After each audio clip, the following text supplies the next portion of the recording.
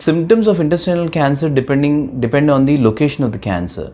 So you have in the large intestine, you have the rectum, which is in the left lower part of the abdomen through which the stool comes out. Then you have the descending colon on the left side and ascending colon on the right side of the colon. And then you have the small intestine. You have 6 meters of small intestine, which is jejunum and ileum, which are the two parts of small intestine. So cancers in the rectum, they usually present with fresh bleeding in the rectum. Fresh bleeding when you're passing stools, associated with the increased frequency of stools, wanting to go to the toilet very frequently, and something which we call tenesmus. It is a uncomfortable urge to pass stools and a feeling of incomplete evacuation. Once you pass stools also, you feel like you have not fully passed. So patients with these kind of symptoms should get themselves checked for rectal cancer. The left-sided colon cancer presents with symptoms of mainly obstruction. That means the tumor in the intestinal lumen obstruct the flow of stools and gas. So that leads to abdominal bloating, abdominal distension, sometimes intestinal obstruction. That means the patient has emergency symptoms of a tight abdomen with persistent vomiting and abdominal pain. So those are the kind of symptoms of left-sided cancer.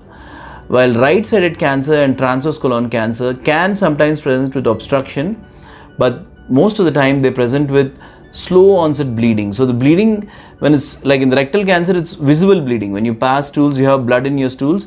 But for the right-sided colon cancer and the transverse colon cancer, you don't get any visible bleeding. Patient only presents to a doctor with anemia. That is, the hemoglobin has come down and it gets checked. So this is one of the areas where a lot of negligence occurs.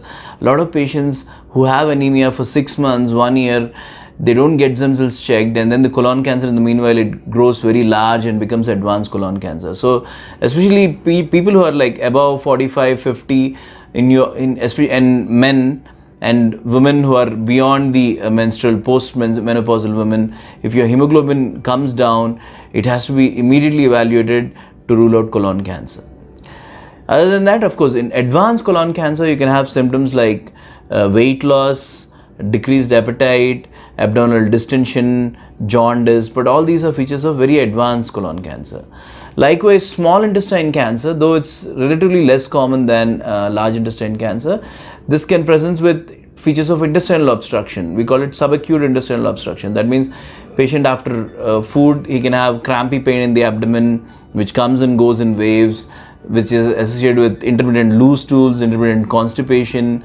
Patient can have vomiting, and small bowel tumors can also present with anemia. So there's a slow degree of blood loss which is not available, visible in the stools. So when you pass stools, you don't actually see blood in it. We call it occult GI bleeding. That means not visible to the naked eye. But because of that, daily you lose some blood and then you become anemic. Your hemoglobin goes down. So again, I reiterate, in patients with anemia, persistent anemia, if your hemoglobin is persistently less than 9 and it's continuously, rather than just taking tablets for it, you need to get yourself evaluated.